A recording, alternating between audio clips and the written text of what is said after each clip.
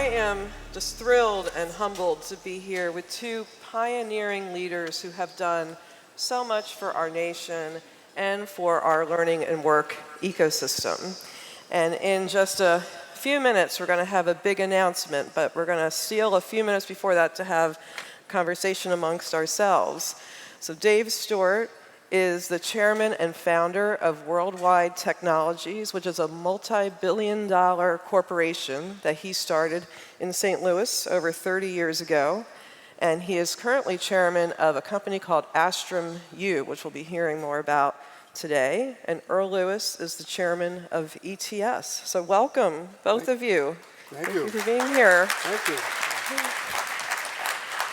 So we've been reflecting a lot over the past 2 days about how this is just such a moment in our nation. And so I want to start there and really kind of reflecting on this moment in time, where we are as the United States.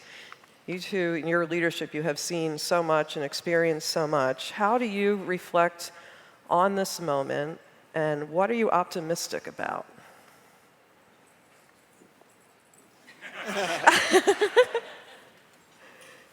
I'm inspired just being here and seeing all of you.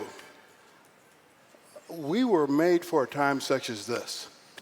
I've spent my entire career in innovation, partnerships and collaborations and so forth. Even 35 years ago, starting this company called Worldwide Technology with 5 people and 4,000 square feet. I saw no response to that.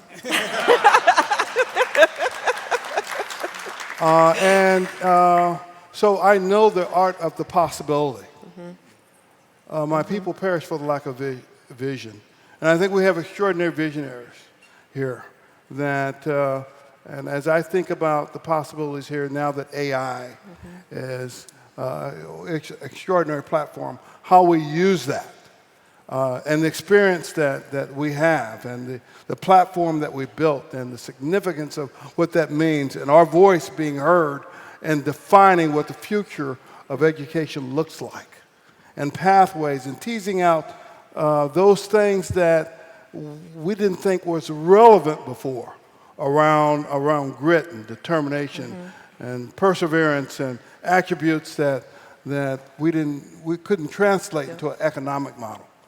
I see this as a wonderful opportunity to use the wonderful experience that we've had over the years, have our voice being heard in a meaningful way, and using that 40 years of experience that I've garnered and partnerships that we've garnered in a way that's meaningful, that's significant, that's extraordinary, and it will be has generational impact. Great, Earl.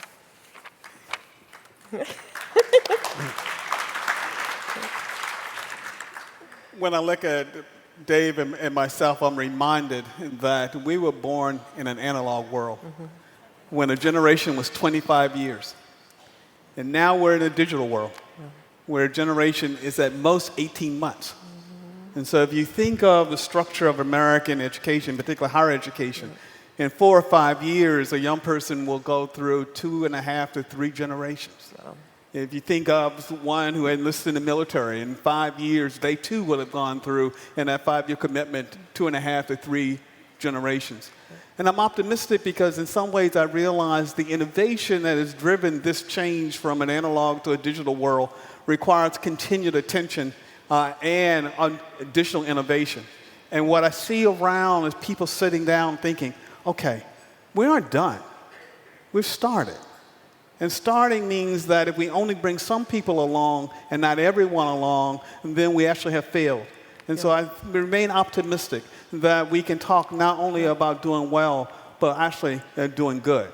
Yeah, I love that. And so the concept of bringing everyone along, I think, resonates with this crowd for sure. And so when we think about leadership and how can leaders in today's society best bring everyone along with them, how should we think about that? And Dave and I had an opportunity to chat a bit before, and something you said really resonated with me, like, don't let people define you. And so maybe we start there. Like, How should leaders really step into this moment and not let others define them? I've had wonderful mentors, and I had a wonderful mother and father that guided me on having a set of core values and how to behave and how to lead by example and how to do it with grace and truth. It says the truth will set you free. And so, and it's what you believe about yourself. I had my mother who was continuously encouraging, continuously saying, you're very special. You're going to do something extraordinary. She would say that every day, and that resonated in the back of my mind. And so there's no one else that could tell me anything different than that. And then she reminded me of the significance of who I was in our faith as well. When I think about Ephesians 3:20, it says, glory be to God that works within us, that can do exceedingly above all you can think, dream, or pray for. Wow, that's me. That's why I could think about worldwide being worldwide. I can think about this being have such significant generational impact and break that generational curse as well. And answering the call that is bigger than me. We have a bigger purpose than us for a rent that we pay for being on this earth. Yeah. And so for me, I lead by example of encouragement and of service. It's my obligation, since I'm in a position to how do we serve in a way that's meaningful? There's a return on that investment that you can't get any other way. And it's going to affect my children, but also my grandchildren. And I say you will know them by their fruit. My two children right now are Hollywood producers. Both of them are Oscar award winners. One on the animation side, one is on the movie side. You've heard about Manchester by the Sea. My daughter produced that. You've heard of Hair Love. My son is an animator. He produced that. And so you lead by example. And there's a set of core values that we think are so vitally important that you have in building the relationships as well. And as a result of that, there is a set of values that they begin to lead by as well that we pass on to our children and then to our grandchildren. That's great. And as I sort of follow on Dave's comments and think about two tenets that have always guided me when I thought about leadership.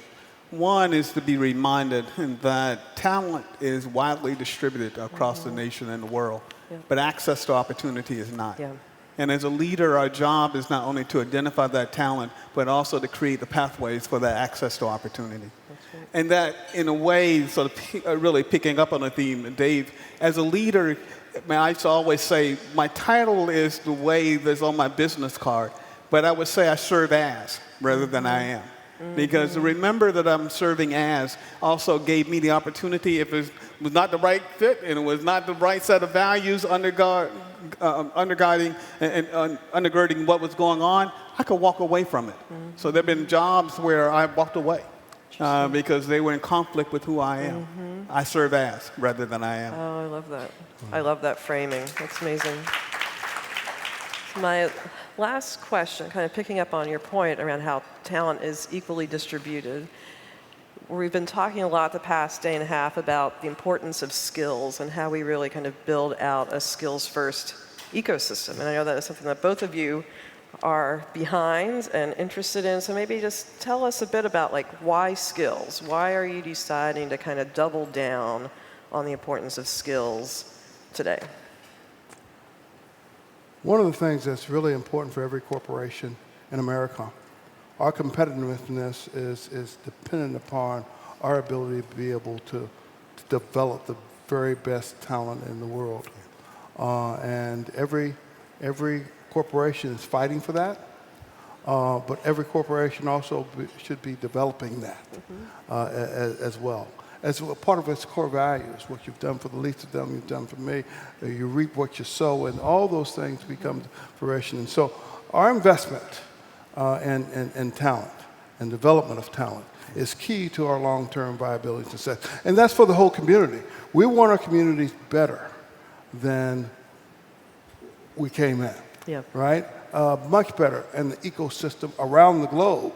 And so I think in terms of global development of talent, opposed to even just in this country. Yep. And so investment of your time and your talent to develop that. And I think that we've laid a platform that allows us to be able to do that in the tech world that I think is so vitally important that we develop that is key to our long-term viability. We've got to have innovation. That innovation is going to come from the most unlikely source in our community that has to be teased out and utilized in a way that will bring innovation to our Yes. businesses, our competitiveness in the world, and I think that will make all the difference in the world for the future, our viability of our country. I sit here in part in my role as the chair of the board of the Educational Testing Service, and for many of you who know, ETS is 75 years old, 3/4 of a century. And part of that, we started as a company dealing with assessment and looking at what we refer to today as high-stakes tests. And those tests, in my language, were designed to regulate access. Access to higher education, access to certain kinds of jobs, access to even entering the United States through TOEFL, to graduate school through the GRE, et cetera. But if you think about it now and think about that digital world I described a few minutes ago, it's not just about access. I mean, as we look ahead, it's a question about how do we actually assess success? How do we identify individuals who have experiences and certain skills, but they don't map on in a traditional way, and provide opportunities for them to actually fulfill that need that Dave so nicely described? And part of our future is to move from a series of assessments about access to a series of assessments about success. And I think, and that's the future, and that's the future of collaboration that we at ETS look forward to being a part of. That's great. I have loved kind of the direction that ETS has been going in, and kind of this idea that assessments can no longer be a barrier, but really an accelerant to opportunity. So with that, you want to call our colleagues onto the stage? Yes, so welcome to the stage here, Michelle Fro and Adam Ray, who will talk a little bit about a new collaboration that really begins to make that pivot from assessment about success, access to success. Great. Thank you. Today is a really exciting day for ETS Solutions, JFF Labs, and AstraMu, as we're coming together to proudly announce that we're putting skills to work for more than 10 million career seekers with limited access to critical services. We're going to do this together by leveraging our collective expertise and leading capabilities so we can provide a direct view into that diverse talent pipeline. We're going to recognize their skills and help convey value for employers and institutions so we can drive greater impact.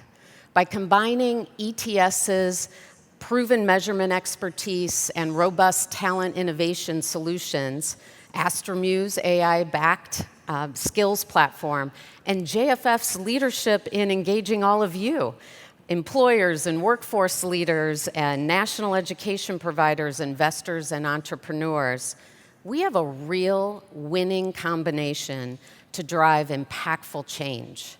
For ETS, this is incredibly critical to our mission. And we're here and driven to help career seekers and employers value skill proficiency, upward mobility, and opportunities for everyone, everywhere. We're committed to do this by advancing the science of measurement for skills, those human skills, so we can help power human progress. Thank you.